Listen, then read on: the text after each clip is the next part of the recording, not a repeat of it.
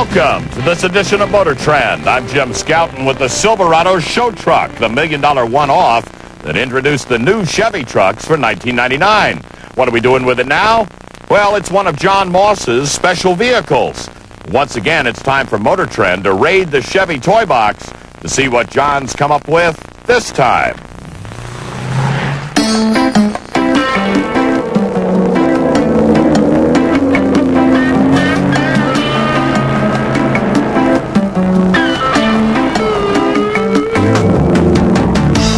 Where else can you drive the truck that announced the new Silverado pickup? But drive easy on the tires with hand-cut bow ties. You don't smoke these. For that, you want John's other cars.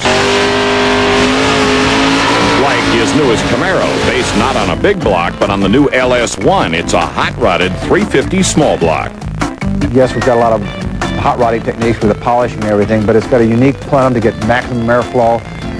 We've bored and stroked the engine to 402 cubic inches, and we've increased the compression ratio way over 12.5, I believe it is. So we're running about 550 horsepower.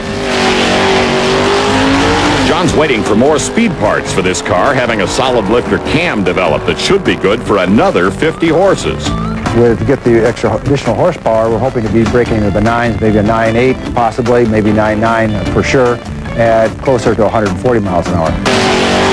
It's an awesome idea starter for going straight line racing. Then there's what's happening on the streets in California with enthusiasts heating up small imports. That called for a 4-cylinder idea with an Eaton blower feeding the 2.4-liter. We want to be a player in that market too. There's no reason why the Cavalier cannot compete with the imports that people are cranking up the horsepower and doing all kinds of neat conversions on them right now. No reason not to be a player with a 0 to 60 time under 7 seconds and handling improvements that make this Cavalier an American samurai among the race rockets. Then there are the ideas that might find their way to a Chevy showroom, like the Malibu Sport with improvements in power, suspension, braking, and looks to be a competitor to European sports sedans, now that John has answered a key question for the brand team. Could we package a high-speed transmission in the Malibu without, going into the black metal, tearing things apart, a lot of costs associated with putting a 5-speed in here. What we found out was, one, packages with no problem whatsoever. And there's no problem getting 238 horses from the V6 and 0 to 60 in less than 6 seconds. Then there's the concept work for the Corvette team, caused by our comparisons with far more expensive sports cars. So Moss's troops have reworked the tires and suspension to pull over 1G on the skid pad. Then came the engine work, porting and polishing, opening the intake and exhaust, finishing with a Corsa free-flow muffler set that takes 345 horses way higher. We got roughly around 450 horsepower of this thing, which now, coupled with the suspension package, makes it a pretty viable sports car. And this is a study for possible Corvette production.